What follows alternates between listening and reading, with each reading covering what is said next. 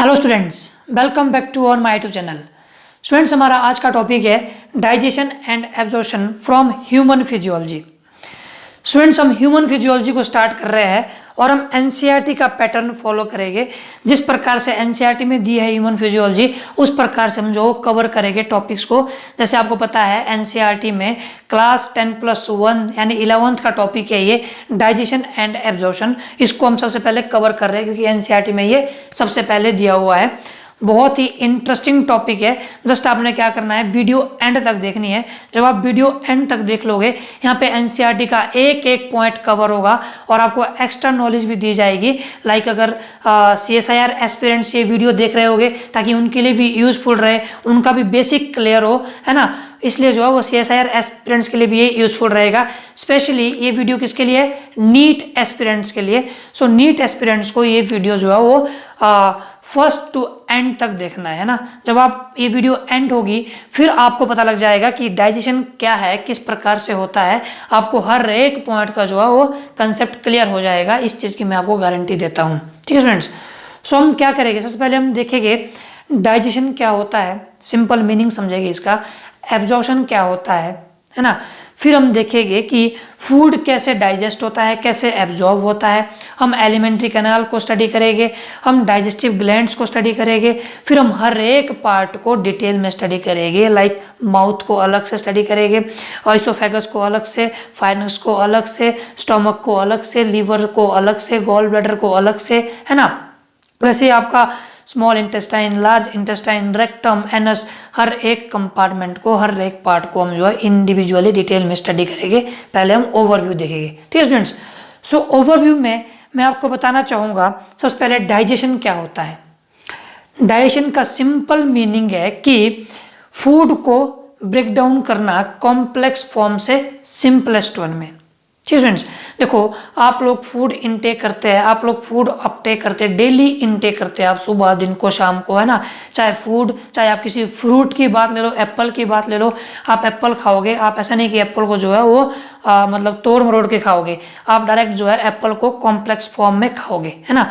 जब आप एप्पल को खाओगे फिर क्या होगा, जो आपका माउथ है, माउथ के अंदर टीथ है, टीथ से क्या होगा, मैस्टिगेशन होगा, है ना। उसको ब्रेक डाउन करेंगे स्मॉल स्मॉल पार्ट में, मतलब कॉम्प्लेक्स से आप उसको सिंपलेस्ट वन में तोड़ेंगे। दैट इज कॉल्ड डाइजेशन, है ना। Break down of food from complex form to the simplest one is known as digestion. Next आता है आपका एब्जॉर्प्शन। देखो आपने जो है वो फूड को या फ्रूट को तोड़ा कॉम्प्लेक्स से सिंपलेस्ट वन में। क्यों तोड़ा? ताकि जो आपकी सिंपलेस्ट फॉर्म है, आपकी जो बॉडी है, आपकी जो इंटेस्टाइन सिस्टम है, उस सिंपलेस्ट फॉर्म से जो आपका कार्बोहाइड्रेट है, प्रोटीन्स है, लिपिड्स है, इलेक्ट्रोलाइट्स है, विटामिन्स है, आयंस है ना, और भी डिफरेंट काइंड्स के मिनरल्स है, ताकि उनको एब्जॉर्ब कर सके और ब्लड वेसल्स को दे सके और ब्लड वेसल से थ्रू आउट द बॉडी जो है वो हर एक न्यूट्रिएंट्स को पहुंचाया जाए। जहाँ जिस बॉडी के ऑर्गन को जैसी जरूरत हो वैसी न्यूट्रिएंट्स प्रोवाइड कर दिया जाए, वो सब प्रोसेस आता है एब्जॉर्प्शन के अंदर, है ना। और जो एब्जॉर्प्शन है स्टूडेंट्स, वो एक्टिवली होता है, पैसिवली होता है। Actively means by the use of energy, ATP use करके जो है वो एब्जॉर्ब करा जा सकता है मिनरल्स को, सब्सटेंसेस को। And passively means along the concentration gradient, है ना।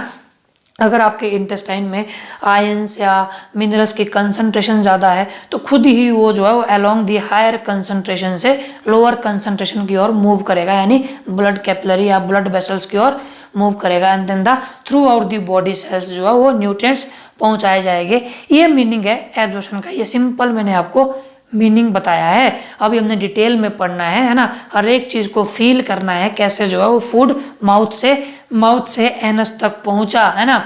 माउथ से एनस तक किस फॉर्म में पहुंचा, कैसे डाइजेस्ट हुआ, ये तो हमने अब स्टडी करना है। सो आप बने रहिए प्लीज़, वीडियो आप एंड तक देखिएगा। अगर आप ये वीडियो एंड तक देख लोगे देन मैं एक चीज़ की गारंटी दे सकता हूँ कि आपको डाइजेस्टिव सिस्टम से, चाहे वो नीट हो, चाहे वो सीएसआईआर एग्जाम दो आप, चाहे कोई अदर कॉम्पिटिटिव एग्जाम्स दो, वहाँ से आप जो क्वेश्चंस को ईजिली क्रैक कर पाओगे, ईजिली सॉल्व कर पाओगे। ठीक है, सो स्टार्ट करते हैं। आप फूड से क्या समझते हैं? फूड क्या है? एक students, according to me food एक न्यूट्रिएंट्स है। क्या है? न्यूट्रिएंट्स है। और फूड में स्टूडेंट्स 2 टाइप्स के न्यूट्रिएंट्स पाए जाते हैं, that may be organic nutrients and may be inorganic nutrient, inorganic and organic nutrients. Okay, जो ऑर्गेनिक न्यूट्रिएंट में है आपने सुना होगा कार्बोहाइड्रेट, बिल्कुल सुना होगा, और आपने अच्छे से पढ़ा भी होगा प्रोटीन्स। ये सब कहाँ आते हैं? ये आते हैं ऑर्गेनिक न्यूट्रिएंट्स के अंदर, है ना स्टूडेंट्स, है ना। Carbohydrate, protein, lipid. आपको पता है कि कार्बोहाइड्रेट जब इसकी जो है डाइजेशन होती है, ब्रेक डाउन होता है, तो ये ग्लूकोज, मेल्टोज, सुक्रोज में टूटता है ना। प्रोटीन की जब डाइजेशन होती है तो ये एमिनो एसिड में टूटता है। वैसे ही जब लिपिड की डाइजेशन होती है तो ये फैटी एसिड में टूटता है। ये सब आपको पता है, ठीक है। वैसे आएगा इनऑर्गेनिक न्यूट्रिएंट मींस सिंपलेस्ट या स्मॉलेस्ट न्यूट्रिएंट्स, जैसे आपने सुना होगा वाटर, है ना, मिनरल्स, जिनमें आपका आयंस वगैरह सब जो है वो कहाँ आता है? इनऑर्गेनिक न्यूट्रिएंट्स में आता है, ठीक है स्टूडेंट्स। आपने सेकंड थिंग्स याद रखनी है, जो ये ऑर्गेनिक न्यूट्रिएंट है इन्हें ही मैक्रो न्यूट्रिएंट कहा जाता है। ये छोटी छोटी चीज़ें हैं, छोटे छोटे क्वेश्चन, कभी कभार बेसिक क्वेश्चन आता है जो हम लोगों को पता नहीं होता। सो आपको पता लग गया ना कि ऑर्गेनिक न्यूट्रिएंट को हम मैक्रो न्यूट्रिएंट बोलते हैं और इनऑर्गेनिक न्यूट्रिएंट को हम जो माइक्रो न्यूट्रिएंट बोलते हैं, ठीक है। एक और चीज़, इनऑर्गेनिक न्यूट्रिएंट को प्रोटेक्टिव न्यूट्रिएंट भी कहा जाता है। क्या आपने कभी ये वर्ड पहले सुना था? अगर सुना था तो प्लीज़ आप कमेंट बॉक्स में बता दीजिएगा, है ना। Protective nutrients and macro nutrient को स्टूडेंट्स क्या बोलते हैं? Proximate nutrient, proximate nutrient. ये जस्ट इनके जो है वो नेम अलग अलग है, बाकी हम क्या है, ये एक फूड है। क्या है ये? एक हम फूड की बात कर रहे हैं, बाकी हम एक्स्ट्रा चीज कुछ नहीं पढ़ रहे हैं ना। हम फूड की बात कर रहे हैं जो हम डेली खाते हैं, सुबह खाते हैं, दिन को खाते हैं, शाम को खाते हैं, है ना। हम उस चीज़ की बात कर रहे हैं, उसके अंदर इस टाइप के कंटेंट्स पाया जाता है, यानी इस टाइप की जो कंपोजिशन होती है फूड की। सो हमने ये फूड को तोड़ा, मतलब फूड को हमने एनाटॉमिकली देखा तो उसके अंदर जो है इस टाइप की कंपोजिशन होती है, ठीक है स्टूडेंट्स। सो एक चीज़ मैं आपको और बताना चाहूँगा कि जितनी भी रिएक्शन होती है हमारे बॉडी में वो होती है एंजाइमेटिकली, है ना। अब आपने, अगर आपको पता होगा कि प्रो एंजाइम क्या होती है, एपो एंजाइम क्या होती है, को एंजाइम क्या होती है, होलो एंजाइम क्या होती है, देन वेल एंड गुड।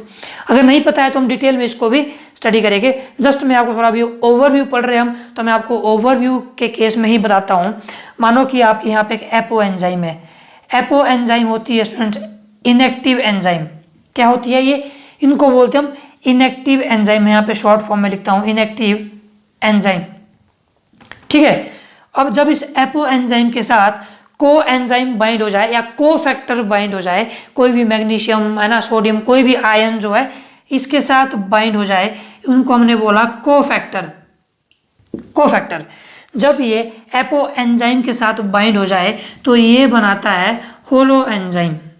वैसे अगर आपने ये चीज़ डिटेल में स्टडी करना होगा तो मेरे A2 चैनल में आपने क्या करना है कि प्लेलिस्ट को विजिट करना है। आपको वहाँ पे मिला होगा अलग से एंजाइम की एक प्लेलिस्ट, उसमें मैंने 2 से 3 वीडियो बनाई हैं।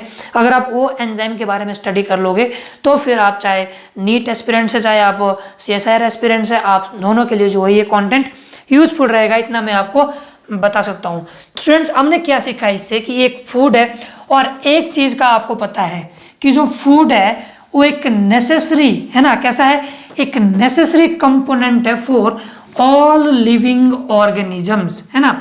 जितने भी लिविंग ऑर्गेनिजम्स है उनके लिए एक फूड जो वो एक नेसेसरी कंपोनेंट है। अगर फूड नहीं खाएगी कोई इंडिविजुअल, कोई living organisms, then they can't survive, है ना, they can't survive on the earth, है ना। यानी फूड जो है वो एक नेसेसरी है, एक एसेंशियल पार्ट है लिविंग ऑर्गेनिजम्स का। हमने देखा फूड जो है वो उसमें मैक्रोन्यूट्रिएंट्स भी होते हैं लाइक कार्बोहाइड्रेट, है ना, प्रोटीन, लिपिड, माइक्रोन्यूट्रिएंट्स भी होते हैं। अल्टीमेटली इनकी क्या होती है, डाइजेशन होती है।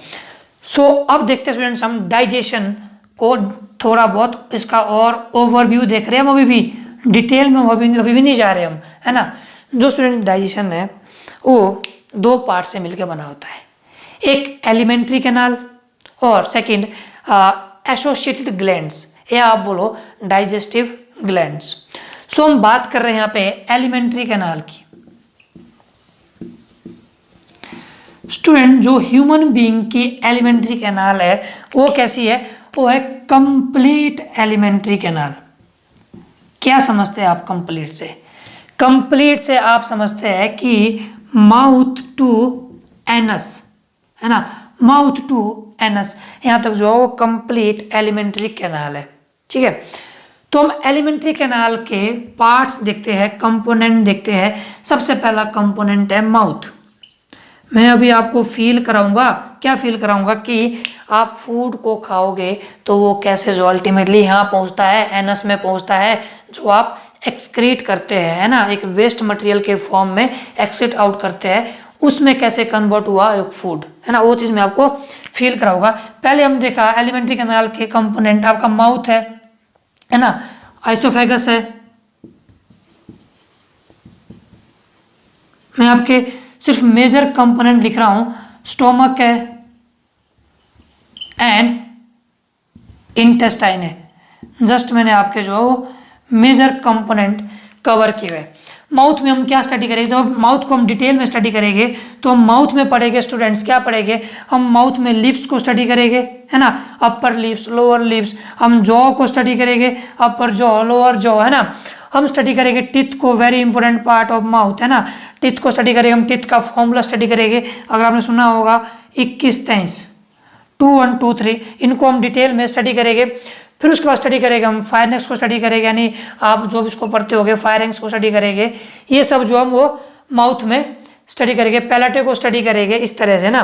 फिर हम आइसोफेगस को अलग से स्टडी करेंगे, स्टमक को अलग से स्टडी करेंगे। स्टमक के डिफरेंट पार्ट्स होते हैं, अगर आपने पढ़ा होगा, लाइक आपका एक कार्डियक होता है जो यहाँ जैसे होता है ना, फिर इस तरह से और भी इसके जो 2-3 पार्ट होते हैं जिनको हम अलग से स्टडी करेंगे।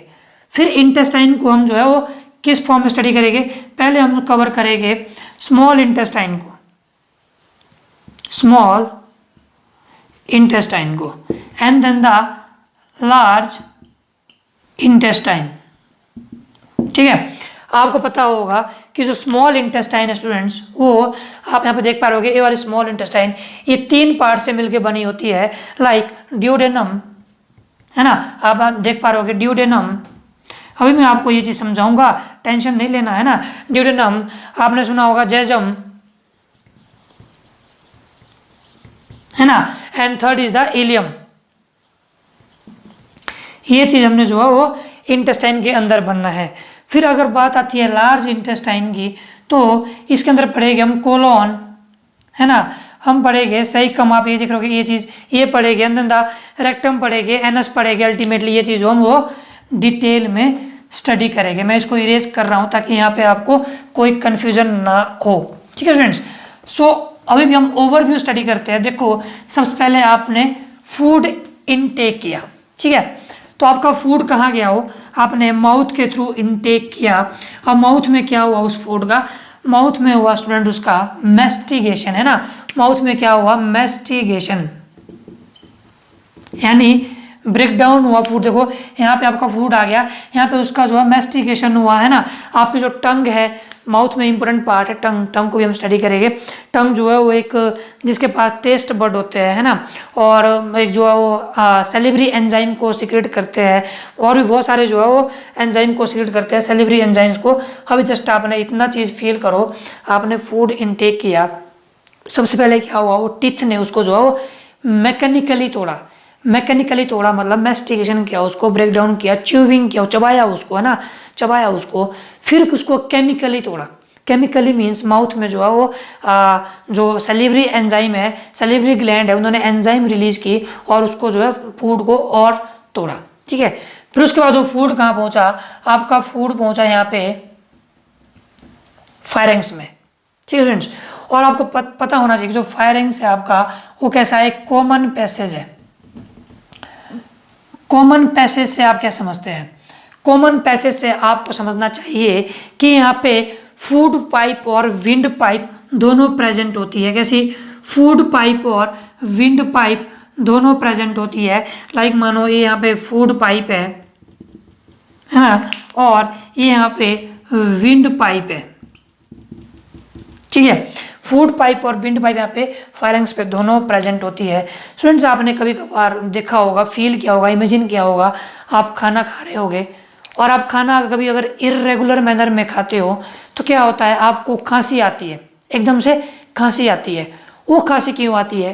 क्योंकि आपके फूड की जो एंट्री है वो यहाँ होनी चाहिए, बल्कि कभी कभार क्या होता है, फूड की एंट्री यहाँ हो जाती है ना। अगर यहाँ हो जाती है तो बॉडी जो है वो रिएक्ट करती है, वो खांसी हमें जो है वो खांसी के फॉर्म में वो यहाँ से इसको बोलता है नहीं भाई गलत एंटर हो गया, आपका रास्ता इधर है, तो फूड दोबारा जो है वो यहाँ पे आ जाएगा। तो ये चीज़ जो है आपको पता होना चाहिए। यहाँ पे क्या होता है, यहाँ पे एपीग्लोटिस होती है, मतलब ये एपीग्लोटिस है यहाँ पे, है ना। इसको ग्लोटिस बोलते हैं, इसको ग्लोटेलिस बोलते हैं, है ना।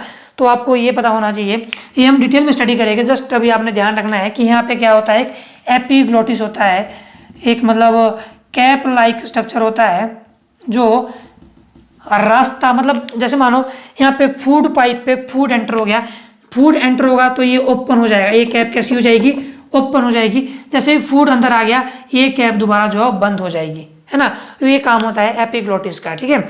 सो ये एपीग्लोटिस क्या करता है, अल्टीमेटली एक पाथ दिखाता है कि भाई भोजन का रास्ता यहाँ पे है और हवा का रास्ता यहाँ पे है ना। तो ये काम है एपीग्लोटिस का।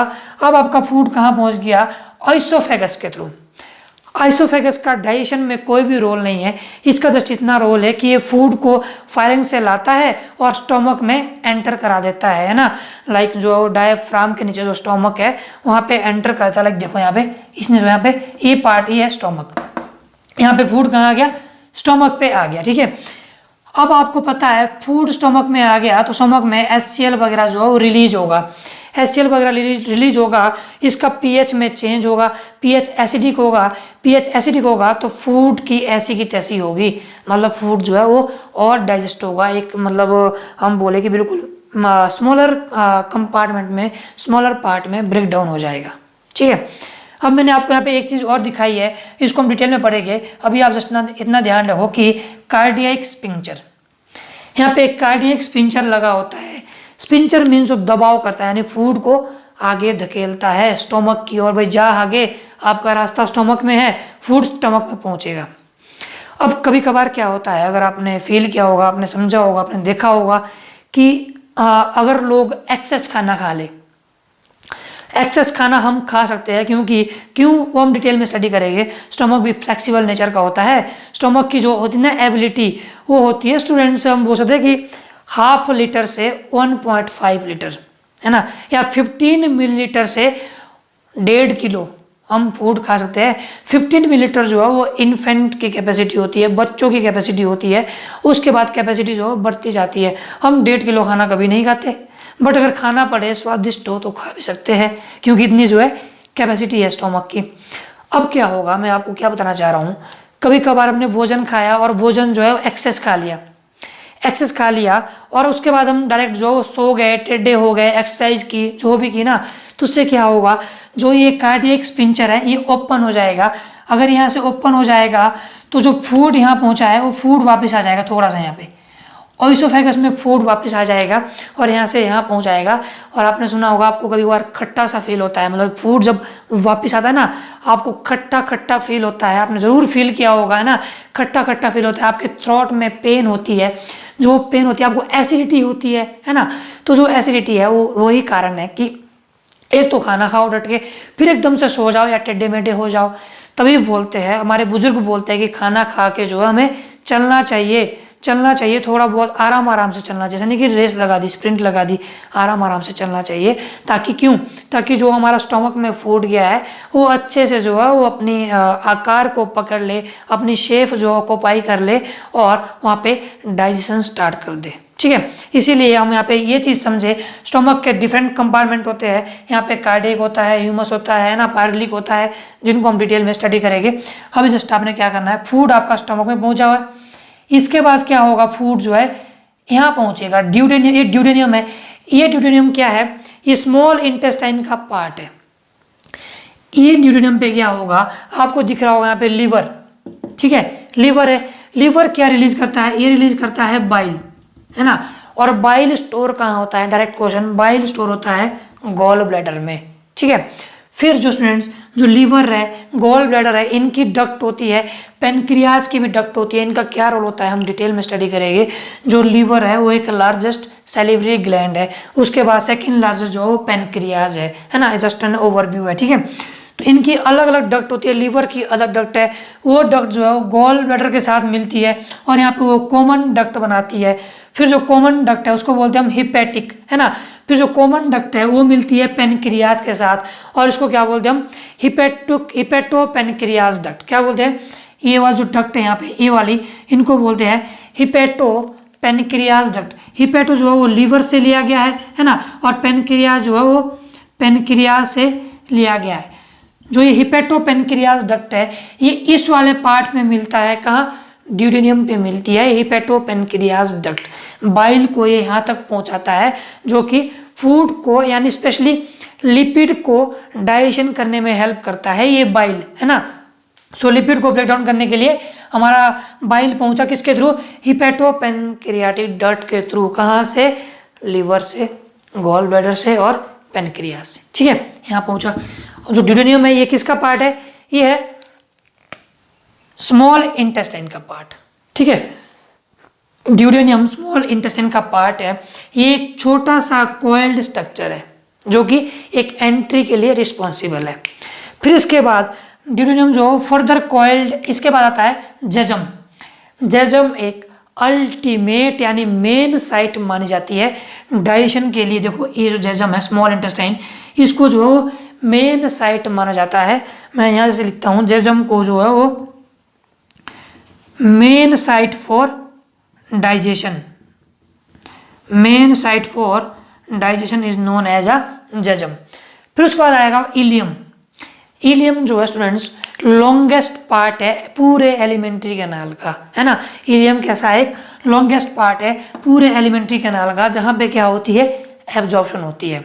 फिर जो एब्जॉर्ब पार्टिकल है, यहाँ पे आपको पता है विलाई होती है, माइक्रो विलाई के ऊपर माइक्रो विलाई होती है, जिनका काम क्या होता है, एब्जॉर्प्शन करने का। वो एब्जॉर्प्शन एरिया को बढ़ाते हैं, फटाफट से जो है वो न्यूट्रिएंट्स को एब्जॉर्ब करती है विलाई और माइक्रो विलाई, जो कि इंटेस्टाइन के सराउंड में होती है। और जो चीज़ एब्जॉर्ब नहीं हुई है वो ट्रांसफर हो जाएगी कहाँ पे, लार्ज इंटेस्टाइन में। और लार्ज इंटेस्टाइन में कहाँ पे, सीकम में। सीकम में सबसे पहले एंट्री होगी, फिर यहाँ से ट्रांसफर हो जाएगा ये जो ये वाला इसको एक कोलोन है। कोलोन कौन सा है, असेंडिंग कोलोन, इसको बोलते हैं हम असेंडिंग कोलोन, इसको बोलते हैं हम ट्रांसवर्स कोलोन, इसको बोलते हैं हम डिसेंडिंग कोलोन, ठीक है। इस तरह से जो है वो फूड घूमता रहेगा और जो तो मतलब यूजफुल पार्ट है वो यहाँ पे एब्जॉर्ब हो जाएगा और जो वेस्ट पार्ट है वो आएगा उस रेक्टम पे जो है यहाँ पे स्टोर हो जाएगा। रेक्टम पे क्या, वेस्ट पार्ट, है ना, क्या हो जाएगा यहाँ पे, स्टोर हो जाएगा। एंड देन द एनस के थ्रू जो है वो एक्सक्रीट आउट हो जाएगा। सेकेंड थिंग, यहाँ पे एक चीज़ बतानी भूल गया, जो ये सीकम है यहाँ पे स्टूडेंट्स कुछ एक जो है वो सिम्बायोटिक ऑर्गेनिज्म या सिम्बायोटिक बैक्टीरिया भी पाए जाते हैं, like E coli. E coli कहाँ पाई जाती है, सीकम के पास, जो कि जिसका नाम क्या होता है, सिम्बायोसिस। सिम्बायोसिस से हम क्या समझे, मतलब जो यहाँ पे फूड आया हुआ है डाइजेशन करने के लिए, जो उसका इम्पोर्टेंट न्यूट्रिएंट्स है उनको ये क्या करता है, एब्जॉर्ब करता है ना, एब्जॉर्ब करता है। बदले में क्या देता है, बदले में जो है वो एनर्जी या एंजाइम देता है फर्दर डाइजेशन करने के लिए, ठीक है। ये इसका जो है सिम्बायोटिक रोल है, इसको भी हम जो है वो डिटेल में स्टडी करेंगे। सो ये था स्टूडेंट्स हमारा ओवरव्यू, यानी आज का कंटेंट हम आज जो इतना ही कवर करेंगे और कल के वीडियो में हम जो है वो हर एक पार्ट को माउथ से लेकर एनस तक हर एक पार्ट को इंडिविजुअली डिटेल में स्टडी करेंगे, है ना। So this is all about of today. अगर आपको कंटेंट सही लगा हो, वे ऑफ टीचिंग सही लगा हो, तो please subscribe my YouTube channel and also press bell icon to get new updates. Thank you.